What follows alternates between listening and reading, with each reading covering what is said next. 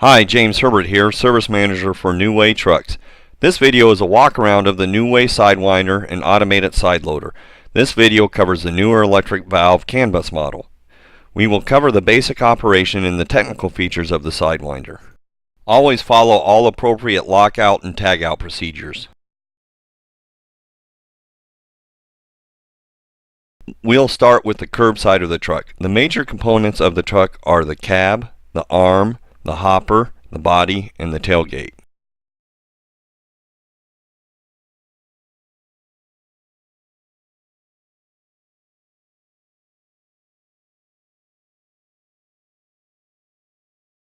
The first detail we come to is one of the two pack cylinders.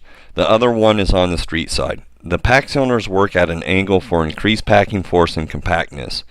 Notice the grease zerk on top of the bulkhead. Both cylinders have one.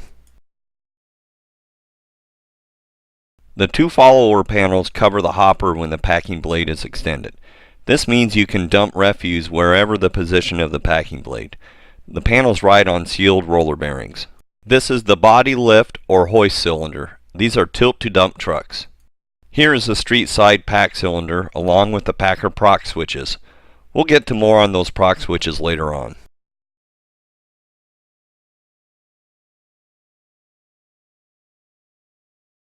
Here is the optional hopper lid, sometimes referred to as a crusher panel. The hopper must be fully open for the arm to fully raise. Here is the proc switch. If the hopper is not all the way open, it will automatically open when raising the arm.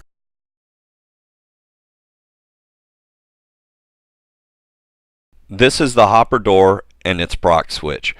The door must be closed for operation. If open, the pumps will not activate. Here are the grease zerk and lubrication location charts.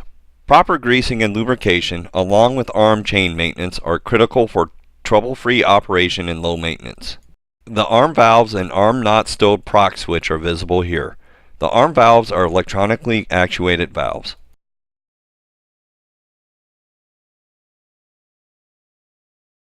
Here is the body prop rod. Always use the body prop rod when working with the body lifted.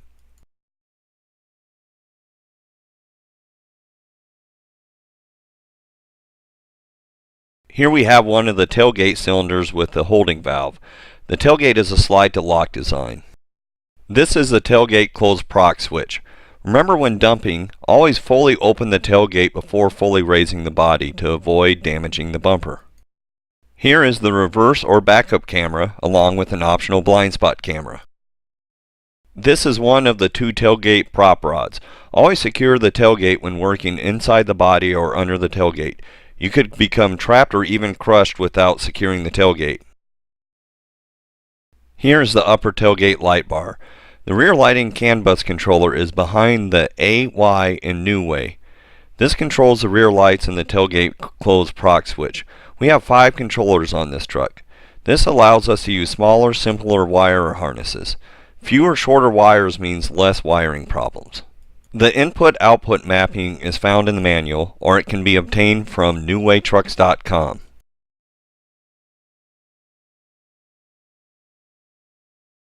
Here is the other tailgate prop rod. Always secure the tailgate when working in the body or under the tailgate. Remember that you could become trapped or even crushed without securing the tailgate.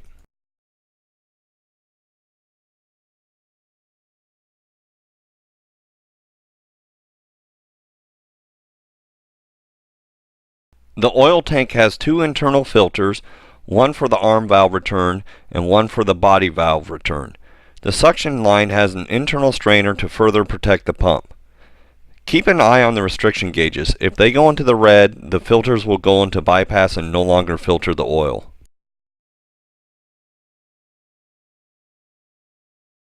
Let's take a look behind this door.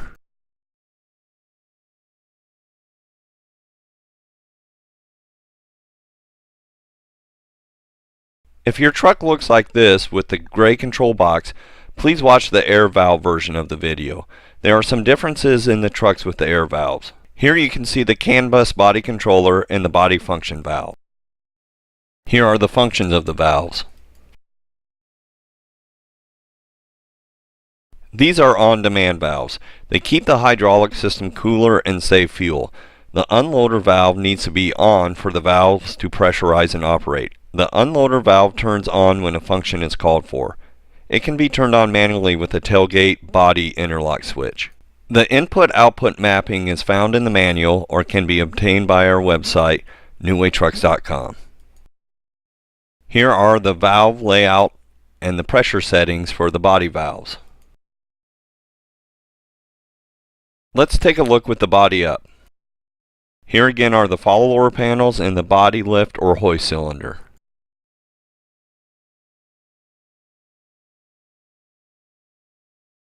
This is the body dump valve. We put the dump valve here for ease of manually lowering the body. You can use a power probe to manually lower the body. Here is the pump on this particular truck. Depending on the chassis and the preference, the pump may also be a direct PTO mount or a front mount pump.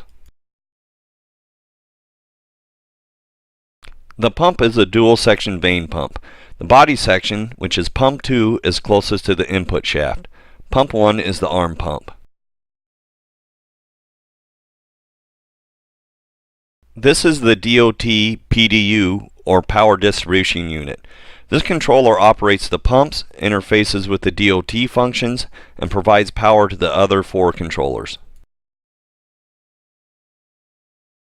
Again, the input-output mapping can be found in the manual or can be obtained from our website at newwaytrucks.com.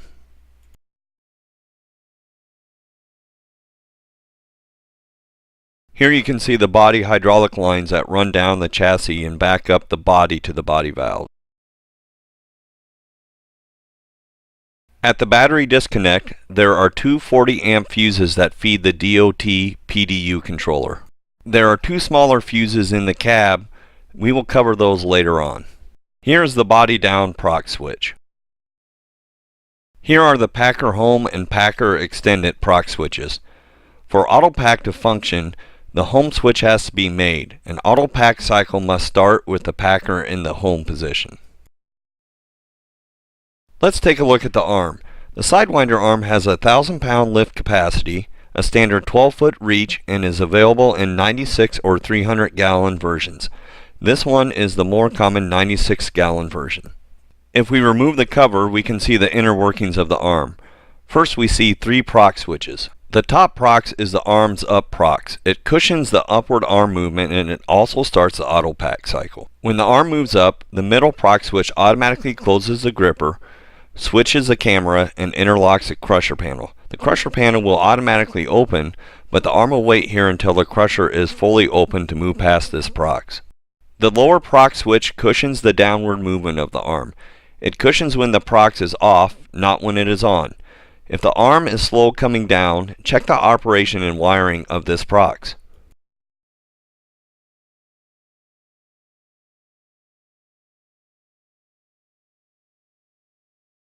On the street side of the truck, there is the arm in cushion proc. It cushions the arm when it is coming in.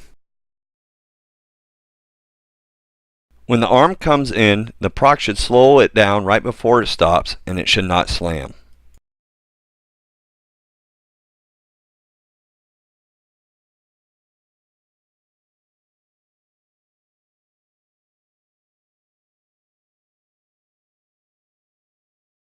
If the arm shakes or bounces at the top, it will lead to premature failure or breakage.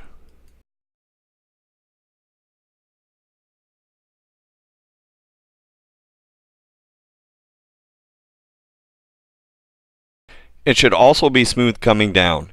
If the cushioning is slow or violent, please see our video, New Way Sidewinder Arm Cushion Adjustment. Here are the arm chains. There are 4 chains, 2 upper and 2 lower. Keeping the arm chains in adjustment and lubricated will greatly improve the lifespan of the arm.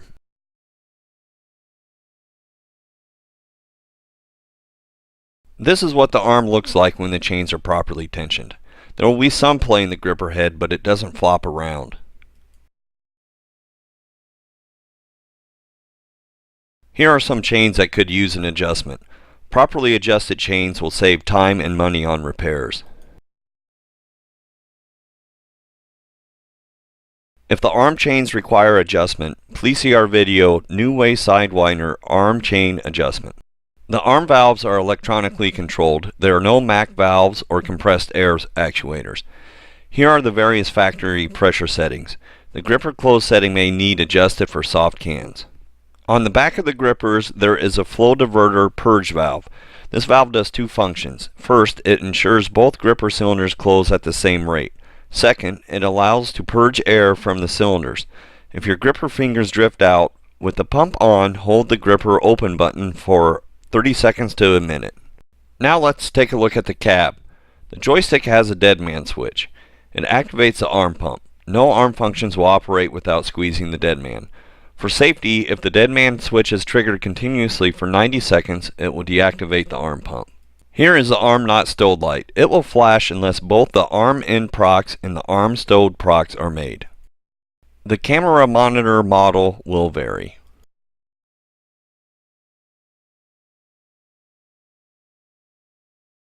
Here are the body controls, e-stop, in-cab display, and an optional scale readout. The arm and cab controller are found inside the cab.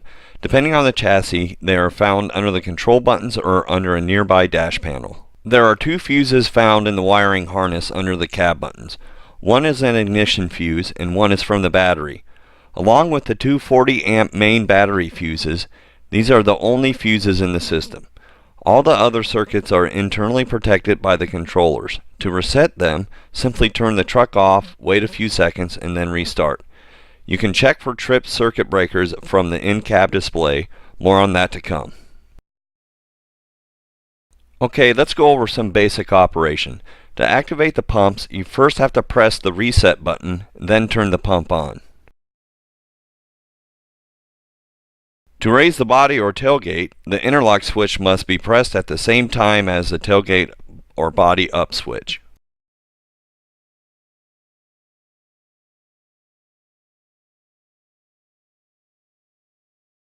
Now let's go over the in-cab display. The display gives an overview of the status of the body and the arm. It is also a very powerful troubleshooting tool that shows all inputs and outputs, faults, and other error messages. Use it to diagnose problems and save time. Here we see the main or home screen. This screen is a pictorial view of the status of the truck. You can see the status of various components of the truck, such as the tailgate, e-stop, pump status, and PTO hours. Here the e-stop is red when it's off and green when it's on. The pump sections turn green when they are on and white when they are off. For a side loader, when the arm is not stowed, that flashes red down there. When the packer is home, you see a blue P-home box. When it is packing, or not at home or in the extended pack position, the packer home and the packer extended will flash with a line through them. Here you see the blue box for packer fully extended. On full eject models, like most front loaders, this is the in position of the pack cycle, not the eject position. When the crusher or hopper lid is fully open, it is green. When it is not fully open, it is red. When the tailgate is closed, it is blue. When it is open or not closed, it flashes red.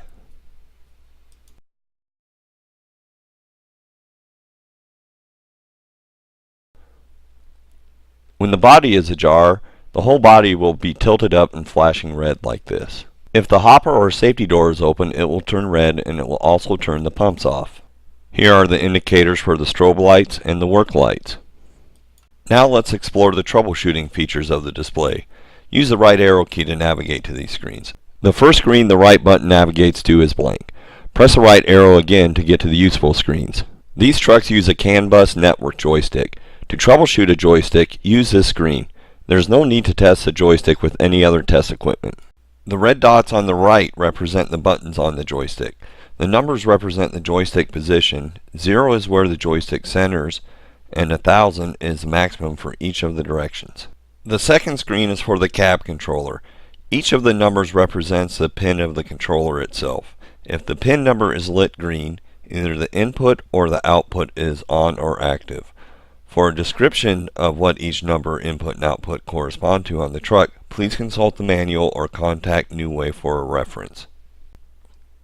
The third screen is the body controller. It works in the same way as the cab screen. A lit green number means it's on. The arm analog and fork analog signals are for the optional auto dump auto level feature. If you have this feature, these numbers correspond to the position of the arms or the forks. The fourth screen is the DOT/PDU unit. PDU stands for Power Distribution Unit. Same goes here, a lit green number is on. The letters here symbolize the power wires for each of the modules. The fifth screen is the rear lighting controller. Again, for the pinout, refer to the manual or contact New Way for a reference. The sixth screen is for the automated arm controller. Mammoth front loaders do not have this controller. The proportional arm valves are here. These are for the analog cylinders if you have an optional auto dump model Sidewinder. There are 2 analog cylinders on the arm in and out and 1 on the up and down. The next screen shows the status of the ECU, the TCU, RPMs, and the neutral signal from the CanBUS network. This screen shows the status of the features. This screen has a cumulative arm counter. The left arrow navigates to the fault screens. Each controller has its own screen. The controller could have more than one fault. Use the left and right arrows to scroll between controllers and the up and down arrows to scroll between the faults per controller. We'll finish with the optional underseat controls. Use the interlock button to activate the arm functions.